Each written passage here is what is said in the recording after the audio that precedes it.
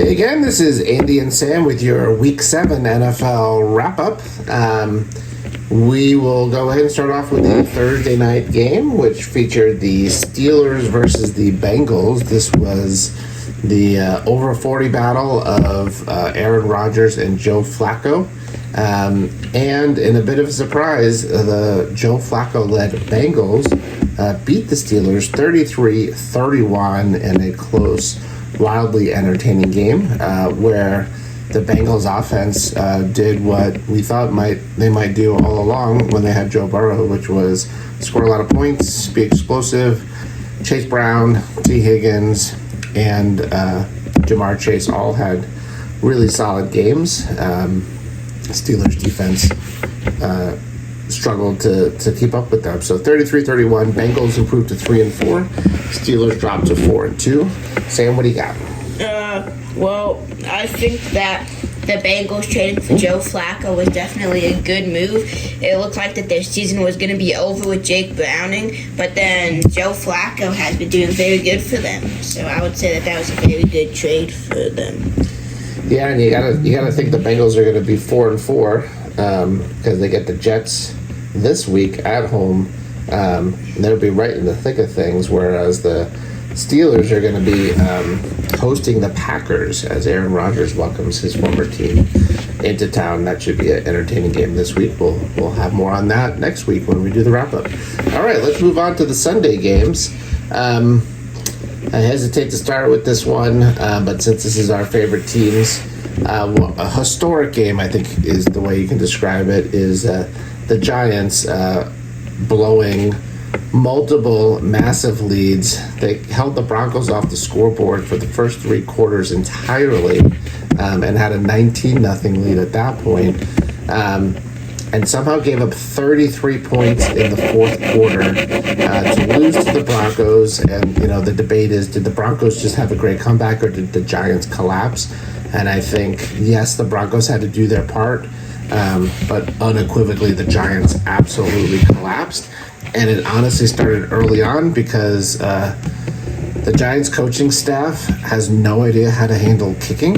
Amazingly, as the league is thriving with all these 60-plus yard field goals this year, the Giants still can't have an NFL-level active kicker on their roster. They lost 2 games by my count under the Brian Daboll era. Going into this game, I chalk this one up to a third game that they've lost entirely because of not just a kicker missing a field goal, but completely bungled management of the position where you don't even have a kicker who could do anything. Early on, the Giants, on their second touchdown, missed an extra point because they didn't have an NFL caliber kicker on the roster. Then on the third touchdown, they went for 2 to try to chase that point. You never chase points that early in the game. They tried to chase the points. Those 2 points that they didn't get came back to haunt them because they lost on a last-second field goal, 33-32 to the Broncos.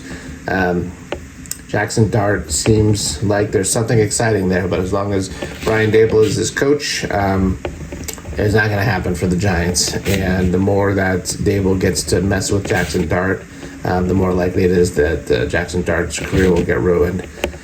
So, as you can tell, as a Giants fan, I can't wait until they replace the coaching staff and the GM, Sean. I don't know how to pronounce his name properly, but he's got to go. Sam, what do you got to say about the Giants-Broncos game? Well, I really thought that the Broncos were going to lose, and then they had their crazy comeback and won. Jackson does look good and looks like he could potentially be the Giants franchise quarterback, but we'll just have to wait and see how the rest of the season goes. All right. And the Giants head into Philadelphia. They beat the Eagles earlier in the year in a bit of a surprise, but I don't see it happening twice in a row. Meanwhile, the Broncos host the Cowboys. That'll be an interesting game. Curious how the high-flying Cowboys offense handles the Broncos defense, but Broncos are now 5-2. Giants are 2-5. Moving on to a much less competitive game. One of the early surprises, the Jaguars, who were 4-2, hosted the, at the time, 4-2 Rams in Jacksonville. So West Coast team flying to play on the East Coast. But Actually, I'm going to check that. This was in London. So both teams flying across the pond. And it seemed like Jacksonville maybe left their luggage at home or something because they did not show up. This was a blowout from the start, 35-7.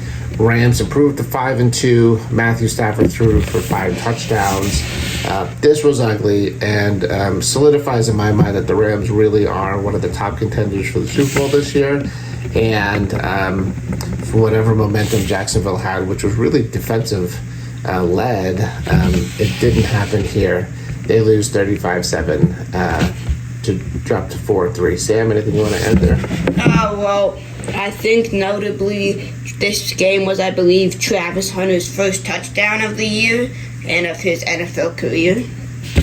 That's good. He had a bit of a coming out party with, I believe he got over 100 yards receiving in addition to his first touchdown. So we'll see if the Jaguars do more of that with him. But of course, that touchdown came in the fourth quarter. Their only points of the entire day. They both get a break this week on the bye, coming off of their London game. Well, let's move on. We've got the Saints visiting the Bears. And the Bears, look oddly just competent here. They played a team they should have beaten, and they beat them, and they were in control pretty much the entire time. It wasn't a huge blowout. They won 26-14 to improve to 4-2. Saints dropped to 1-6. I think Spencer Rattler looked pretty awful. I thought he looked decent most of the season, but I'm not sure he is long for the starting job for the Saints going forward. Bears offense, I'd say the best thing I could say there is that DeAndre Swift is looking like he might be taking on that Jahmyr Gibbs role that their coach had when he was the offensive coordinator in Detroit. And if they get that running game really solid, they could be, as I said, a weirdly highly competent team that beats all the teams they should. So Bears win 26-14 over the Saints. Sam, anything you want to add there?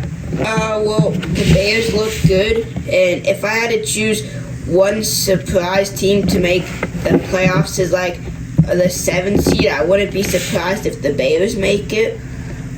That's a good pick there. And they could be a tough team at that point, especially if they've got their running game and their defense in hand. That tends to play well in the postseason. All right, let's go over to the next game. This was a interesting game of teams maybe heading in opposite direction. You had the Dolphins visiting the Browns. Both came into the game at 1-5, and the Browns easily beat the Dolphins 31-6. Tua looked awful in this game, completely lost the entire Miami offense. I didn't think that McDaniel would survive that loss, but the Dolphins clearly aren't interested in making an in-season change at coach. Whereas the Browns, Dylan Gabriel looked solid, and Quinshon Judkins had 3 touchdowns, and I think that was like sort of his announcement that he has shaken off the rust from not being active early in the season and is ready to roll. So if you're looking for running back help and he's still out there in the waiver wire for some reason, go get him. Quinshon Judkins seems like the real deal. Cleveland wins. They're still only 2-5. Dolphins dropped to 1-6, but that was certainly a solid performance for the Browns, as much as a terrible performance for the Dolphins. Sam? Well, the Browns have surprisingly looked decent this season. And also Darren Waller did get hurt in this game and is now on IR. Yeah, he is certainly injury prone. It's a nice story that he came back and looked good immediately, but the fact that he was hurt again is to no one's surprise. I'm not so sure we'll see him again on an NFL field. All right, let's move on. Next game, again, 2 teams going in completely opposite directions. Coach facing his former team, the Patriots, and Mike Vrabel go to Tennessee and beat them pretty easily, 31-13 in the first game for Tennessee since Callahan was fired. Patriots look great. Drake May looks like he's truly their franchise quarterback. Stevenson running the ball has been a surprise for the Patriots. I think a lot of people thought that he was going to give up some time to Trevion Henderson, but Ramondre Stevenson is really got a stranglehold on that job as the top running back. Patriots are rolling. They're 5-2 after winning this one, 31-13. Titans 1-6. Not much to say. I mean, they did start the game off okay. Won the first quarter 10-3. It was only 17-13 at half, but they didn't score a single point in the second half. Again, against their old coach, Mike Vrabel. Sam, anything you want to add there? Well, I did predict the Patriots, I believe, to have the number 2 seed in the playoffs. I thought that they were going to be good this year. They have been good, and I wouldn't be surprised if they win a Super Bowl with Drake May sometime during his career. Yeah, it's looking more and more likely every week that he shines. All right, let's move on to another game. This is a division rivalry that just another. I'm surprised at how many blowouts we've had this year, especially when you have two division rivals, even if they are maybe moving in slightly different directions. Maybe slightly is too light of a word there, but Chiefs hosting the Raiders. They win this one 31-0. Everything is coming into form for the Chiefs. They get Rashee Rice back in this one.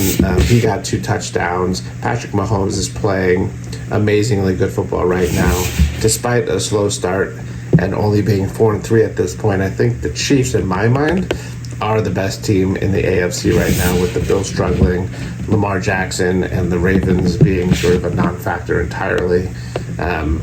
Broncos haven't quite hit their stride yet. I don't know that I'm willing to say the Colts are the favorites.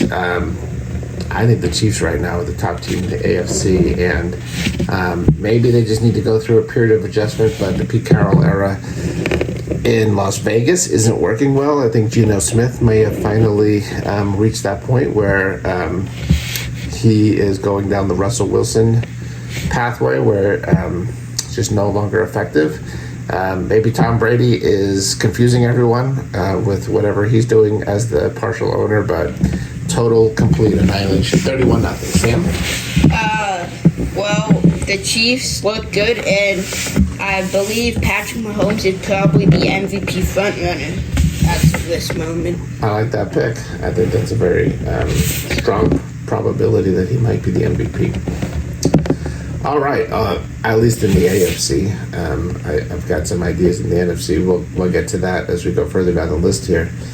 Eagles and Vikings played a game in Minnesota where the Eagles walked away 28-22. Jalen Hurts finally took to the air and had a big game, 326 yards, 3 touchdowns.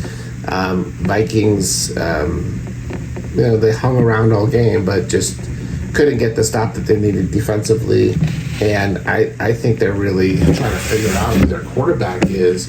I'm not sure J.J. McCarthy isn't 100% healthy so much as they don't think he's ready to play for other reasons. So curious to see how that goes as they move forward. Vikings get the Chargers in the Thursday night game here in Week 8. Sam, anything you want to add there?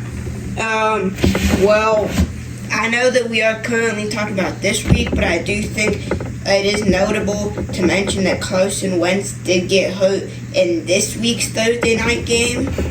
Yeah, we're recording this a little late. The Thursday night game in Week 8, which we'll cover more later, but the Vikings did lose that one 37-10 to the Chargers, and Carson Wentz was injured in that game. Sam, anything else you want to add about the Eagles-Vikings? Nope. All right, we're going to move along to the Panthers-Jets. Oh, tough one to watch. 13-6. This was the one game that you knew might be a little ugly to watch. And it was, of course. Tyrod Taylor started the game for the Jets, did not do well, threw a couple of interceptions. No, Justin Fields started, and then they put Tyrod Taylor in. All right, and then confusing what's going on with the Jets. Fields started, Taylor came in. Neither one of them did well. They named Taylor the starter, and then we got word that Taylor got injured and is actually not going to play this week, so Justin Fields is back as the starter. However that goes, the Jets' offense just seems completely lost. And they lose this one 13-6. Only thing I could say for the Panthers offense is Rico Dowdle continues to do well. He had a good game running the ball. I think he has maybe taken control as the lead back, although they're going to keep giving Chuba Hubbard plenty of carries. And Panthers are now 4-3, a little bit better record than anyone expected. And the Jets, I think the real question is, will they win a game this year? They're now 0-7. Sam? Well, I think it's pretty clear that the Jets will have the number 1 overall pick, and it's looking like this week will be Justin Fields' last chance to prove that he's an NFL starter. I don't think if he gets benched on the Jets, any other team is going to take a chance on him to be the starter, and I think this is his only chance to not be a backup for the rest of his career. Yeah, I think Downer's last opportunity. I'll just quickly mention Bryce Young also got injured in this game, and so I think the Panthers are going to be looking to Andy Dalton to lead them going forward until Bryce Young heals, at least for a week. Panthers host the Bills in Week 8 with Andy Dalton at the helm. All right, moving on to our surprise. I think at this point they are the surprise team of the NFL, the Colts, visiting the Chargers and winning on the road 38-24. Jonathan Taylor scores 3 touchdowns, and the Colts just continue to roll. Daniel Jones looked solid in this one. Wasn't anything spectacular. But the Chargers, we already mentioned this, so I'll say it again. In the Thursday night game, the Chargers did come back and win that one against the Vikings pretty handily. So they are a decent team that the Colts win and beat on the road. So the Colts win 38-24. Sam, anything you want to add there? No? All right. We will move on to Commanders at Cowboys. Commanders are just dealing with so many different injuries. Jaden Daniels, McLaren, and Deebo Samuel at wide receiver just can't get anything going. They lose this one 44-22. CeeDee Lamb is back for the Cowboys. He had a really long touchdown and generally had a great game back. The Cowboys' offense looks amazing. If they can get any semblance of a defense, ironically enough, the one thing they're missing, a dominant pass rusher. If only they could have had a guy who was one of the top defensive linemen in the league. But I don't know what happened there. I think that guy's waiting for the Packers. Sam, anything you want to add? Well, the one thing I do have to say is it does look like Terry McLaurin and Deebo Samuel will be back this week, and after last year's dominant run with Jaden Daniels and the Commanders, I'm not sure if the Commanders will even make the playoffs this year in a very strong division if Jaden Daniels continues to get hurt throughout the season and they have to use Marcus Mariota. I'm not sure if they'll end up making the playoffs. Yeah, I think, we thought maybe the Commanders, they won a lot of close games last year. We thought there'd be some aggression, but if they're going to also have to deal with these injuries, I think you might be right there about missing the playoffs entirely. All right, we sort of teased Micah Parsons as sort of the missing piece to a Cowboys team that looks like they might be pretty good. He was part of the Packers team that went into Arizona and beat the Cardinals on a late rally. Cardinals, gosh, they at times look like they're a good team, and then they keep losing and are now 2-5 after losing this one 27-23. Packers are 4-1-1. Big game for Josh Jacobs there. Micah Parsons had 3 sacks in the game, and Packers get a much needed road win. Sam, anything you want to add there? Well, I believe Kyler Murray was not starting this game as he's hurt. I think he's coming back this week, but yeah, the Cardinals have been a very off and on team. At one point, I believe they were 2-0, and now they've lost 5 straight games. Yeah, Yeah, I mean, Jacoby Brissett's a good backup quarterback, and he had them ahead most of this game. So it looked like they were going to win, but still managed to not win. All right, let's move on to the Falcons and 49ers. I think 49ers, Christian McCaffrey had a monster game, 200 yards. He might be somebody you have to look at for the MVP. Keep having those kinds of games. The 49ers, despite all of their injuries, keep winning. They beat the Falcons 20-10. The Falcons looked lost. They've gone back and forth, and maybe that's part of having a young quarterback with Michael Penix, where there are weeks where they look terrible, other weeks where they look really, really good. This was not a great week for the Falcons and their offense. They lose 20-10 to the 49ers. 49ers now 5-2, Falcons 3-3. Sam, anything you want to ask me? Well, I believe that Michael Penix did get hurt in this game because he is out for this week. So, yeah, that's about it. Yeah, maybe that explains. Maybe I don't know when he got hurt during that game, but maybe it explains his ineffectiveness. But there's now 2 games at least this year where I've questioned whether he is their quarterback in the future. But he is young, so we'll see if he was injured. Obviously, would have been things. All right, we got another 2 Monday night football game week, which I'm not a big fan of, but I am not somebody that matters in these things. So be it, right? Lions and the Buccaneers. Buccaneers also dealing with a ton of injuries, particularly their wide receivers. Baker Mayfield's been a little bit banged up. They're missing their starting running back and Bucky Irvin. They lose this one 24-9 to the Lions. They also lost Mike Evans possibly for the year, as Jahmyr Gibbs had 218 yards of offense and 2 touchdowns. Just absolutely dominated this game. Both teams are now 5-2, but with the 24-9 final score, it doesn't seem like they're at the same level as each other. Sam, what do you think? Well, the Buccaneers have been dealing with many injuries, but I do believe this year the MVP is either going to Baker Mayfield or Patrick Mahomes. Yeah, it seems like it's usually a quarterback, and if Baker Mayfield can play at the level that he's been playing most of the year and navigate all the wide receiver injuries, now Mike Evans is out and Chris Godwin seems like he's out potentially for a long period of time. That could be a good call there. All right, we got one more game here before we wrap up. Texans visiting the Seahawks, and the Seahawks win this one 27-19. Jackson Smith-Njigba had a good game. Sam Darnold continues to look like a truly solid number 1 quarterback. And 27-19, Seahawks improved to 5-2. Texans are 2-4. After Texans had a really impressive game the week before. This was a bit of a letdown for them, but 27-19 is not necessarily a terrible outcome. But they started very slow as Seattle jumped on them 14-0 in the first quarter, and then it was fairly even after that, with the Texans actually slightly outscoring Seattle. But Seahawks win the game, and at 5-2 are definitely one of the top teams right now in the NFC. Sam, anything you want to add?